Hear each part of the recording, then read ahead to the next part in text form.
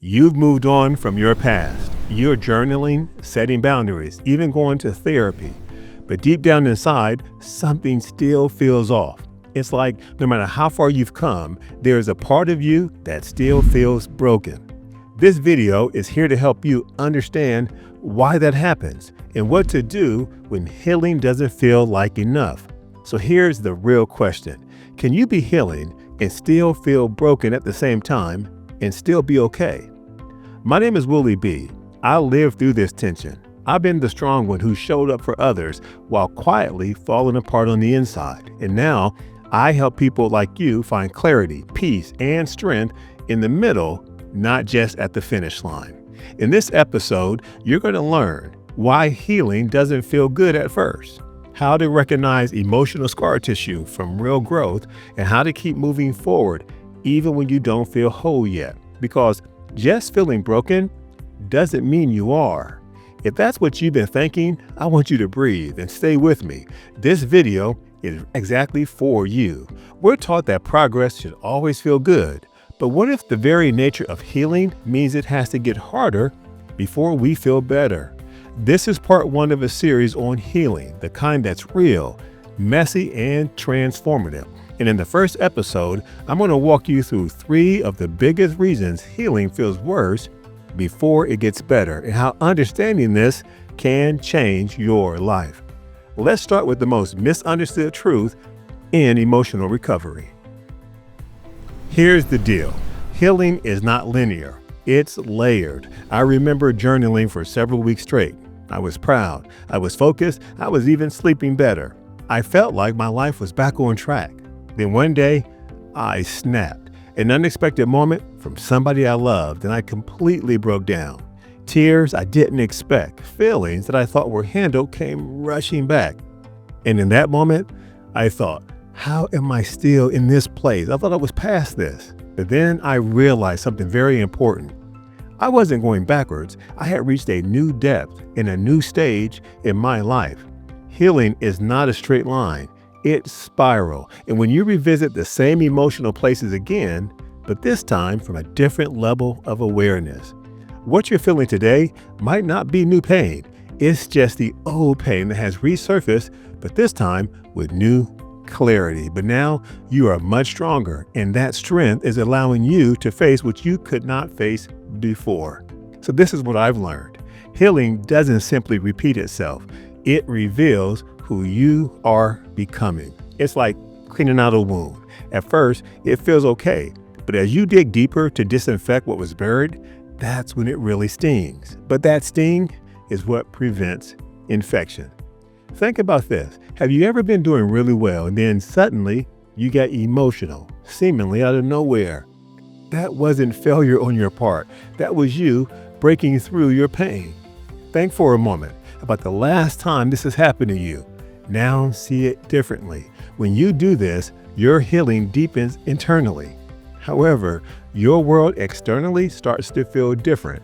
This brings us to our next reason why healing hurts so much. You're growing faster than your environment. Let me explain what this means. There was a night when I went back to hang out with some old friends. We laughed, we shared stories, and at first it felt like old times. But halfway through the evening, I realized I wasn't all there, or at least it felt that way. I was only half present. The conversations, they weren't the same. The jokes hit differently. Something had changed, but it wasn't them. It was me. As you heal, your emotional landscape, it changes, but not everybody in your life is healing at the same speed or at all. This disconnect can feel lonely, painful. I even felt guilty, but you're not judging them. You're just noticing that what once comforted you now confines you. You're not becoming distant. You're becoming different.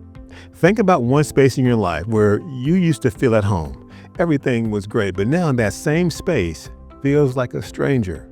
This shift does not make you wrong. It means you're changing. It means that you are rising above the pain that you once held on to. And when you start walking in a new space, something surprising often happens. You feel the past reaching out again, even when you thought you left it behind. Lesson 3 is this. The past still echoes even when you moved on. One day I was walking in the park, headphones on, smile on my face. I was feeling really good. I finally felt free. But then, all of a sudden, I smelled a certain perfume. That scent brought me back to a moment from years ago that I had buried. My eyes welled up, my heart began to ache, and the tears started flowing. However, I wasn't crying because I was stuck in my past. I was crying because I was still carrying something I thought I had got over. Here's the truth. Healing does not erase memory. Even though you may have left a toxic person, a place, or got over a bad habit, echoes remain. Your nervous system still remembers, even when your mind says you're good. But remember, you are not broken for being triggered. You're just still tender where you were once hurt. A trigger is not a sign of failure. It simply means it's a place where you want to move on from. It's like touching a bruise. The damage is gone, but the tenderness remains. That doesn't mean you're injured. It means you're still healing. Think about a place, a sound, a smell that still gets to you. It doesn't mean you haven't moved on. It simply means that it was something that was very important to you in your past. However, that memory does not define you. If this feels like your life right now, raw, emotional, even misunderstood, I want you to know something that very few people will ever tell you. You're not broken. You're not failing. You're not going backwards. You are healing in real time. And the reason it hurts so much is because you're finally safe enough to feel, whereas before you were numb. In this episode, we covered why healing feels worse before it feels better, why you're growing faster than your surroundings, and why old pain echoes even when you moved on in life. And that's just the beginning. In part 2, we're going to explore emotional fatigue, internal strength, and the grief of letting go what's familiar.